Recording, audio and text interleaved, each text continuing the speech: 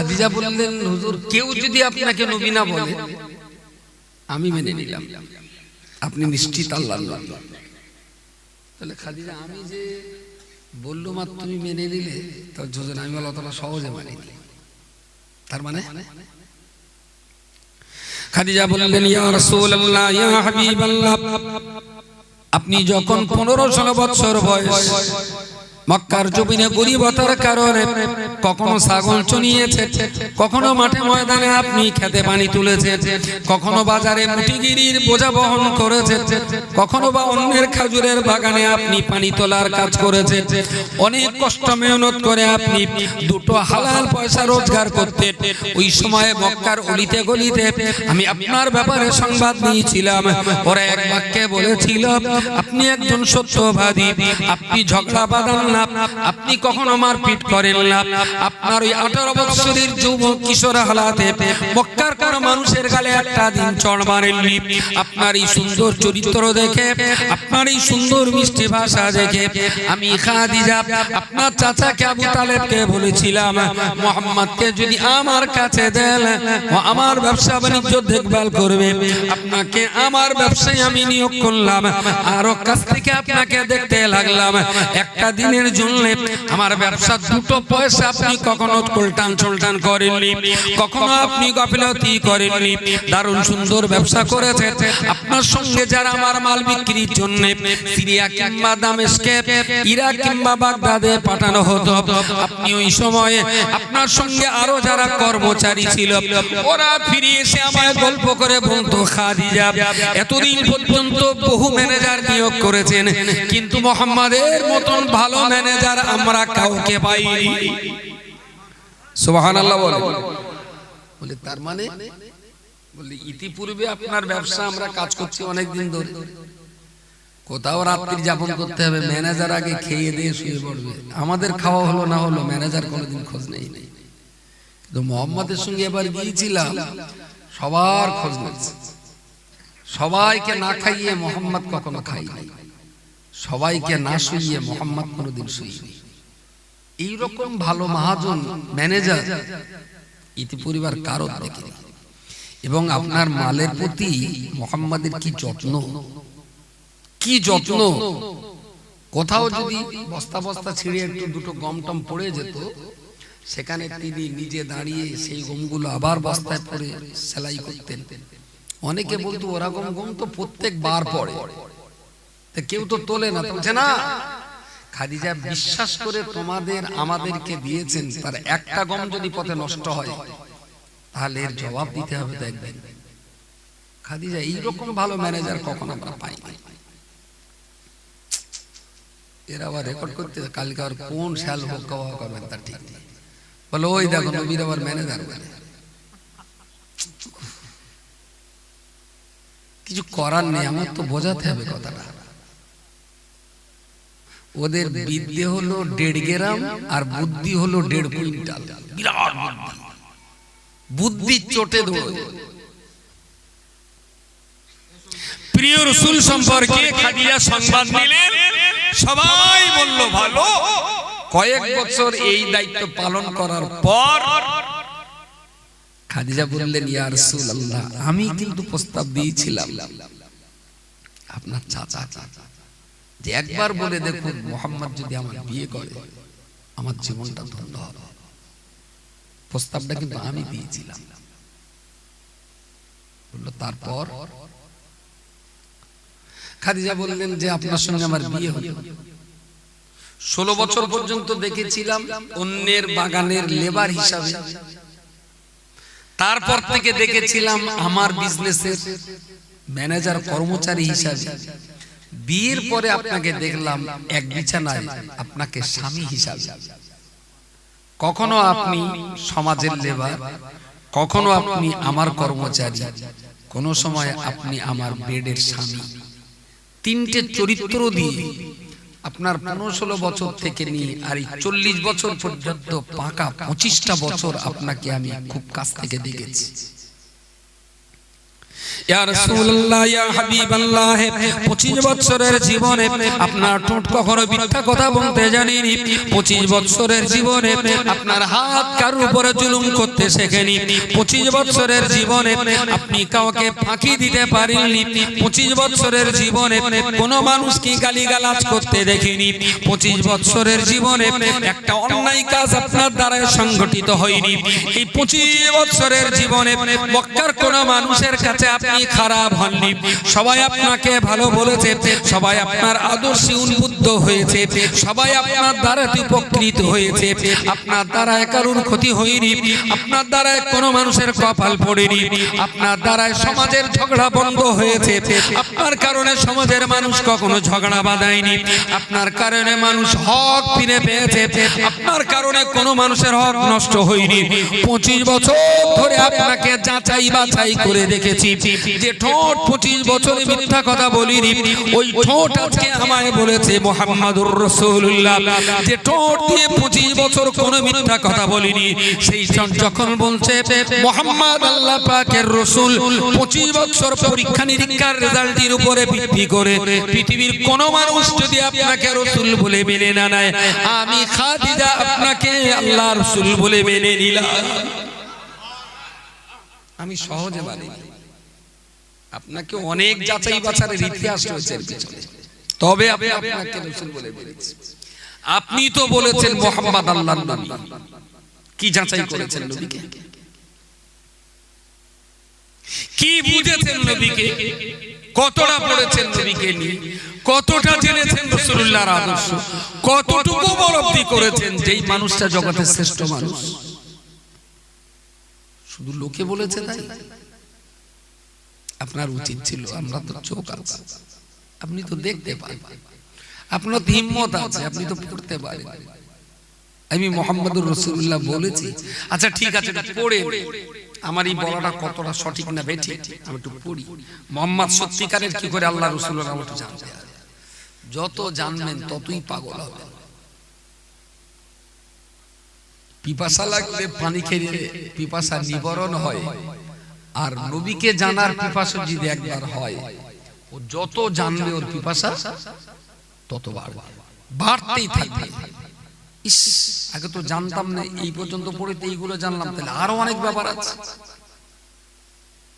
খুব দুর্ভাগ্য জাতির মুহাম্মদকে রাসূল বলে কিন্তু মুহাম্মদ সাল্লাল্লাহু আলাইহি ওয়াসাল্লামকে জানে না আর না জানার কারণেই যখন তখন যাতা করে যদি রাসূলকে জানতেন তাহলে যখন তখন যাতা কখনোই করতে পারতেন না বিবেক সংযত বিবেক পিছন দিক থেকে টেনে ধরত যেমন নবী যখন এই রকম তাহলে আমার দ্বারা এই কাজ করা কখনো মানানসই নয়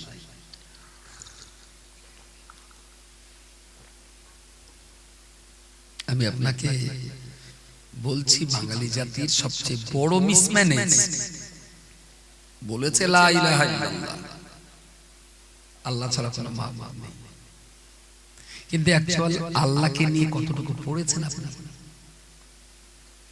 আল্লাহ আসলে আছে না নেই একজন না অনেকজন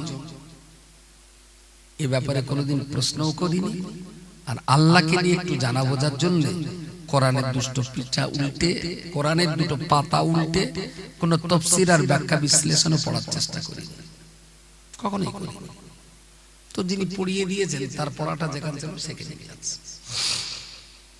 সেখানেই আছে এগিয়ে যায়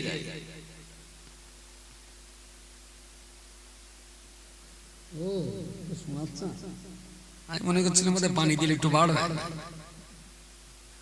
আচ্ছা এই মাছ যদি মাটিতে বসিয়ে দেওয়া হয় কবছর ফুল কটা আছে একটা দুটো তিনটে চারটে পাঁচটা ছড়া ফুলওয়ালা এই গাছটা যদি মাটিতে বসা হয় 7টা হতে কবছর লাগবে হবে আচ্ছা এই ফুল শুকিয়ে পড়ে যাবে কবছর পর গ্যারান্টি তাহলে পড়বে শুকোবে আসলে এটা গাছ না কি বলবেন প্লাস্টিক তো জাপ সস্তা এটার এমনি মোটামুটি কি বলে এটা একটা ফুল গাছ বাহ, একটু ঘুরিয়ে যদি জিজ্ঞেস করি এটা ফুল গাছ না ফুল গাছের মতো? ফুল গাছের? আপনি একটু আপনাকে জিজ্ঞেস করুন, আপনি মুসলমান না মুসলমানের মতো? বলেন বলেন। এটা গাছ না গাছের মতো। তো পড়াশোনা না করে যারা কলমা পড়েছে ওরা ঠিক মুসলমান না মুসলমানের মতো। মুসলমান হলে যত পড়বে গাছপালা তত পাতা বাড়বে, ফুল বাড়বে, পাতা বাড়বে, ডাল বাড়বে, ছায়া বাড়বে, অনেক জায়গা নেই। কিন্তু সেই যে হাজাম কেটে দিয়ে গেল আর ওই যে মুসলমান হয়ে থাকলো, এটা ডালও ছাড়ে না, পাতাও গজায় না, ভাড়েও না, খাঁটোও হয় না, সেখানেই দাঁড়িয়ে রয়েছে। তার মানে ওটা প্লাস্টিকের। এখন নামি নামি কোম্পানির কেক কিনলি না, ওর ভিতরে একটা ছুরি দেয়। ওই ছুরিতে কোনোদিন পোল্ট্রি কাটা যায়? কেক কাটা ছুরি দেয়? কেকটাই হয় ওদের, পোল্ট্রিতে কাটা যায় না। আর ওই যদি বাড়ি পাড়ায় ঘষা হয়, কেক কাটা প্লাস্টিকের ছুরি যদি বাড়ি পাড়ায় ঘষা হয়, বকরিদের গরু জবাই হবে ওতে। আমি আবার প্লাস্টিকের ছুরিতে ধার দিচ্ছি না, হ্যাঁ মনে হচ্ছে তাই। একটা লোক উঠলো না যে মাতিন যখন এত কথা বললো, তাই গেটুক করে সেটা পড়ি আস। বেশি পড়তে হয় না, 4 রাকাত ফরজ আর 3 রাকাত ভিতরটা টুক করে তখন পড়ি আস।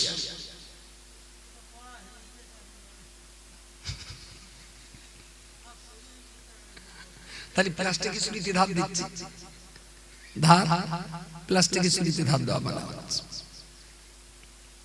প্রিয় শ্রোতা মণ্ডলী, মনে রাখুন, আমার আগে ইমাম সাহেব বক্তব্য রাখছিলেন কোন কাজ করলে জাহান্নামের আগুনে পড়তে হয়।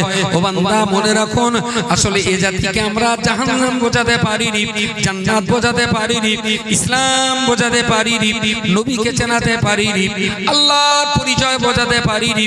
এই বিরাট একটা সাবজেক্ট কি করে বোঝাবো?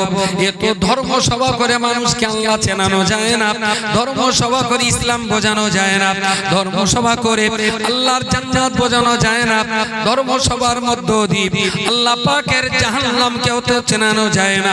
জাহান্নামের ভয় তখনই ভিতরে পয়দা হবে প্রকৃত অর্থে যদি জাহান্নামকে আমি চিনতে পারি। আল্লাহর জান্নাতের নেশায় মানুষ তো উন্মাদ হয়ে যাবে যদি প্রকৃত অর্থে আল্লাহ পাকের জান্নাতকে চিনতে পারি। জান্নাতের শান্তি, পৃথিবীতে মানুষ শান্তি চায়, সবাই কিন্তু শান্তি চায়। তো শান্তির যদি সংজ্ঞা দেওয়া হয় তাহলে বলতে হবে আসল শান্তি জান্নাত। আসল শান্তি জান্নাত। কারো কারো মনে হচ্ছে লোক যে বকা ধরেছে তা কখন যে শেষ করবেন তার ঠিক নেই। মনে করলাম যাই দুটো খিচুড়ি খেয়ে আসি, এই শালা যে এতক্ষণ বকবে তা তো বুঝতে পারি। হয়তো কারোর হতে পারে এক একজন খিচুড়ি খাওয়ার, আর সবার খিচুড়ি এ তো আর কালী পুজোর তো আর প্রসাদ না, ধর্ম সবার খিচুড়ি। আচ্ছা, এরকম লোক যদি চিনিয়ে দিতে পারেন আমার আজ দাওয়াত নেই, আমি একটু নিজে বসে খাওয়া বলি ভাই স্টেজে এলো লেখা কিসের কিছু আমি গরু, তাহলে একটু যদি পোল্ট্রি হতো আমি তো দাঁড়া আনাচ্ছি, কার কাছে একটু পোল্ট্রির গোস্ত ছিল এনে দিল, বলে হয়েছে মোটামুটি। আমি তা দাঁড়াত করে একটু অপেক্ষা করতো। ওর বাড়ি আবার সেই কি একটা ছোট ছোট পাখি উঠেছে না, কোয়েল পাখি। আমি জামাই এলো কোয়েল পাখির গোস্ত দাঁড়া এক বাটি আনি, এক বাটি কোয়েল পাখির গোস্ত দিল, কত খুব দোয়াদানি করলো আর খাচ্ছে। একটুখানি দাঁড়া সেই জামার জন্য সম্ভবত ওদের পায়রা জবাই করে, পায়রার এক বাটি গোস্ত দিল, সে খাচ্ছে। একটুখানি অপেক্ষা করে সেই মক্কার কাবানি মানে ইলিশ মাছ আনলো, একটা ইলিশ মাছ আনি, ও আল্লাহ।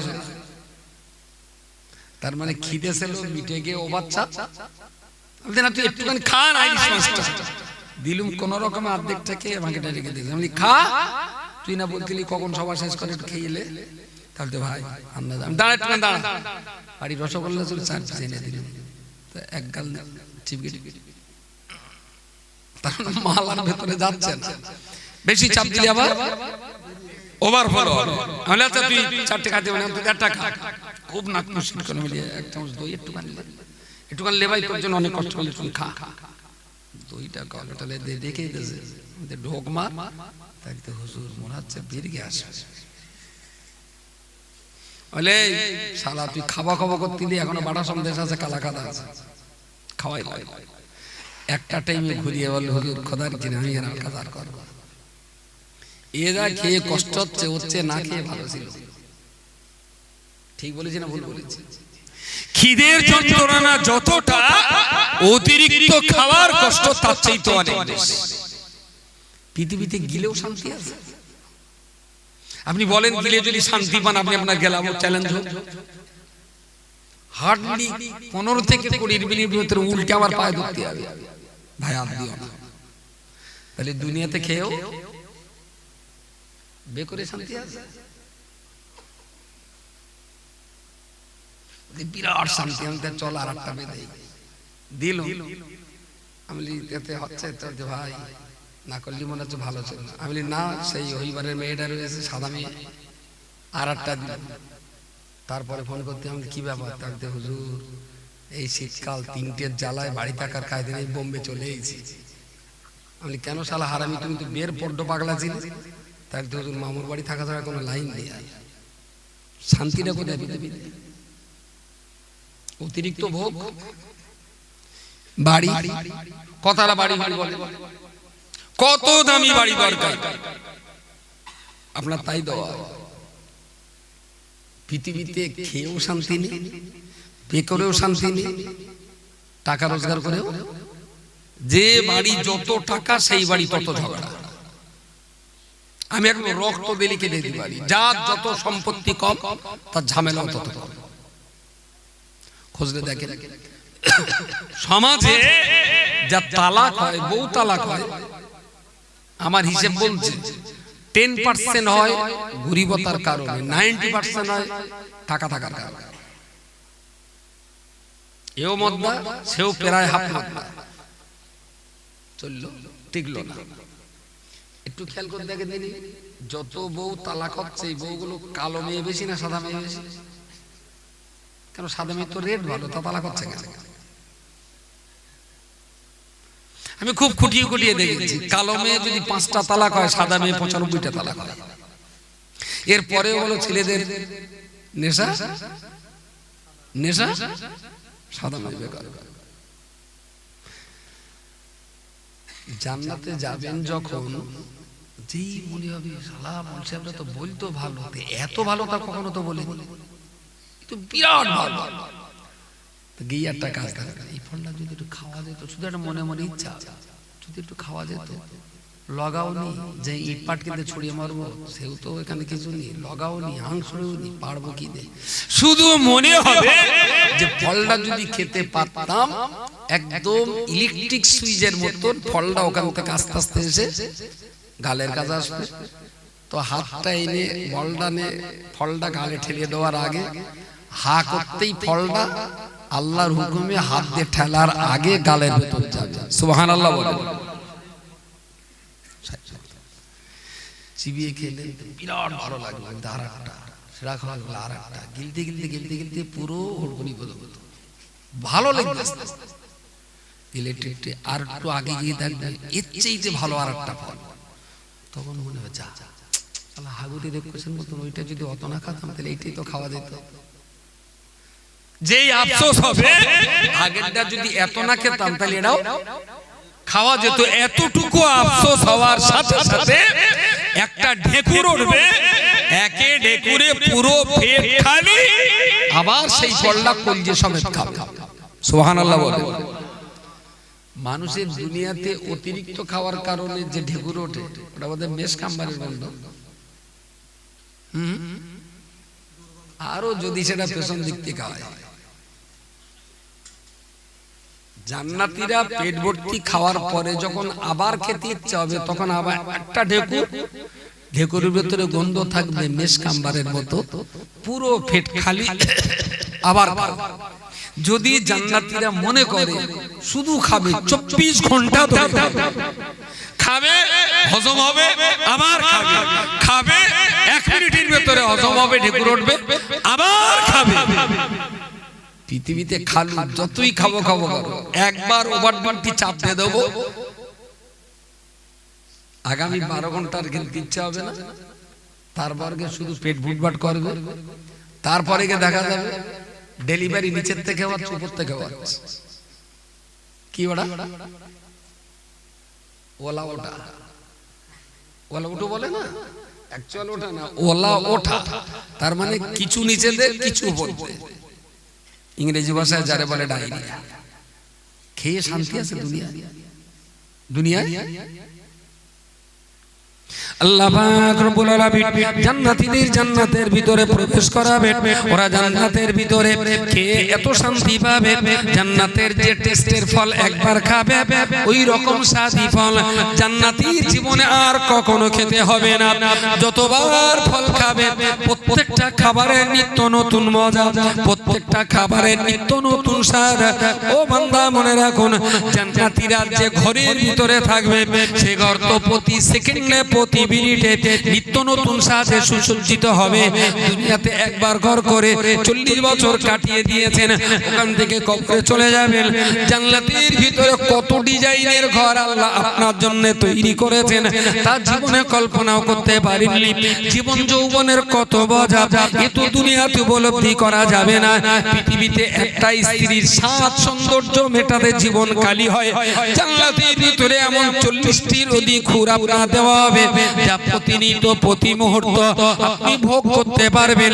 জান্নাতের ভিতরে ফিহা সালাম সালাম সালাম, শুধু শান্তি শান্তি শান্তি ছাড়া জান্নাতের ভিতরে অশান্তির লেশ মাত্র থাকবে না।